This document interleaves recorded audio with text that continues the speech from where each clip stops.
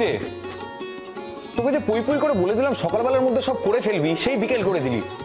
আমি তো ফোন করেছিলাম, ওরা এক্ষুনি চলে আসবে। আচ্ছা বাবা, আমার তো সব তো হয়ে গেছে, শুধু ফাইনাল টাচ করছি।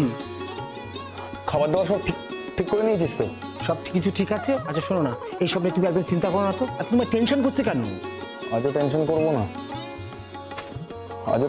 না, তো করবো কবে বলতে পারিস? আচ্ছা শোনো না, বলছি কি, তোমার ঘরটা আমি নিজের হাতে সাজিয়ে দিয়েছি। আমি চাই আজ আবার তোমার নতুন করে ফুলসজ্জা হোক।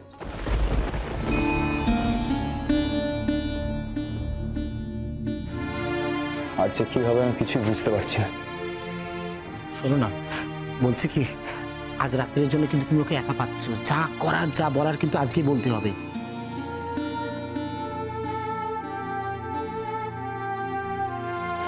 কাকে বলবো বলতে পারিস?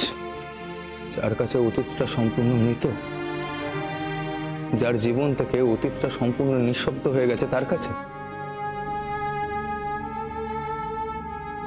অতীতের গল্প করে আমি কি কোনো দাম পাবো?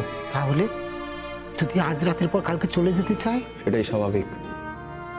অবশ্য আমি আম্মাকে বলেছি যে আমি ওকে কটা দিন আমার কাছে রাখতে চাই, কিন্তু কোনো মানুষকে তার ইচ্ছের বিরুদ্ধে তো জোর করে রাখা যায় না। তাছাড়া ও তো রাজি হতে চাইছিল না। অনেক বলে কয়ে কষ্টে সৃষ্ট ওকে রাজি করানো হয়েছে। আর যতক্ষণ না ও এখানে এসে না পৌঁছাচ্ছে, যতক্ষণ না রাতের ওই প্রহর না আসছে, আমি কিছুই বিশ্বাস করতে পারছি না। আমি বলছি দেখো, এইভাবে যখন তুমি ওকে খুঁজে পেয়েছো, তখন শেষ পর্যন্ত সব কিছু পজিটিভ হবে, সব কিছু ভালো হবে, আমি বলছি। এই কেসটা এসে গেছে চাচা বর্ধনগর, এদের তো আমি কাউকে চিনি না, কোনো পরিচয় নেই এদের সাথে। এরা সব আমার পরিচয় এখানে এসেছে, আর তুমি যা মেকআপ করেছো তোমাকে কেউ চিনতেও পারবে না, ঠিক আছে? আচ্ছা আমি কিন্তু তোমাকে ওদের কাছে রাজাবাবু বলে পরিচয় দেবো, কেমন? আবার নয়তো কি? আয়ুষের পরিচয় তো আমি আমার বাড়িতেই ছেড়ে রেখে চলে এসেছি, এদের কাছে তো আমি রাজাবাবুই।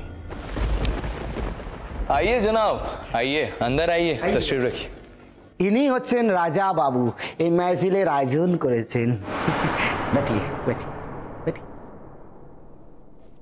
अरे मोहतरमा आइए आइए अंदर आइए। आदाब आदाब। आने में थोड़ी सी देर हो गई है। वो क्या है कि वो रास्ते में बहुत जाम था।